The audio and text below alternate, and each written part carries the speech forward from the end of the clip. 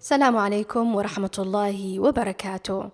maalintii taariikhdu ahayd 3 bishii toddobaad 2025 ayaa geeri naxdina baa dhacday oo telefishinadu dhan ay ka hadashay website-dadii adduunku.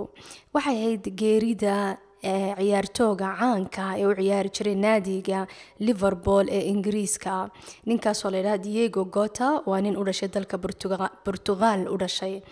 ninkaas ayaa gaadhigiisii isagoo maraya Spain magaalada Zamora ayaa gaadhiga qalibmay oo dabba ku shidmaday oo markiiba halkaas uu isagii walaalkiiba ay ku dhinteen. Ilaahay subxaanahu wa ta'ala wuxuu yiri innal mawta alladhi tafirruna minhu fa innahu mulaqiikum ثم تردون إلى عالم الغيب والشهادة فينبئكم بما كنتم تعملون. dhimashada lama habsaamin karo, mowdkuna ballan buu leeyahay, ballantiisana lama baajin karo. waxayba dadka uga naxayn geeridan ay u saamaysay waxa ka mid ah dhowr qodob. ta koobaad waxa weeyaan ninkan Diego Jota waxa weeyaan ciyaartooy da'diisu aad u yar tahay, waxa weeyaan 28 jir, walaalkiina waxa weeyaan 26 jir. marka xisaabaadka adduunka la eego waa nin dhalinyaro ah. ta ku xigta waxa weeyaan wuxuu qof kubadda ciyaara oo caafimaad qaba. naadigan uu contractka uu la galayna wiig kasta waxa lagu yeeri jiray dhakhaatiirta ugu caansan ee ugu shahaadadaha waaweyn dalka Ingiriiska. markaasaa check-up la marin jiray, jirkiisa, dhiigiisa, wadnihiisa, caafimaadkiisa, wax kasta check-up baa la marin jiray. maalinta uu shirku dhacay wuxuu watay gaari ka mid ah gawaadhida adduunka ugu amniga badan ee ugu qaalisan ee ugu wacan ee lagu sameeyay dalka Talyaaniga waa gaariga Lamborghini. gaariga Lamborghini wax kasto nabadgelyada qofka wada ilaalinaysa uu leeyahay oo si fiican ba gaariga loo sameeyo, gaari cajiiba. haddana shir gaari buu ku galay gaariga. waxyaabo kale cajiibka waxa weeyaan wadadu gaariga ku kaxaynay ee dalka Spain waxa Spain ay ka mid tahay 20 dawladood ee ugu amniga badan wadooyinkeedu. waxaana ka mid tahay kuwa shirka gaarigu ugu yar yahay ay wadooyinka Spain ay ka tahay.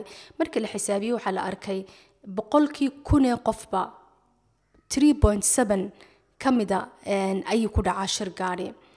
waxaasoo dhan waa asbaab dunyawiya oo yani ka dhigaysa ninka dhimashadiisu ka dhigaysa wax laga naxo oo dadku ay uga naxeen.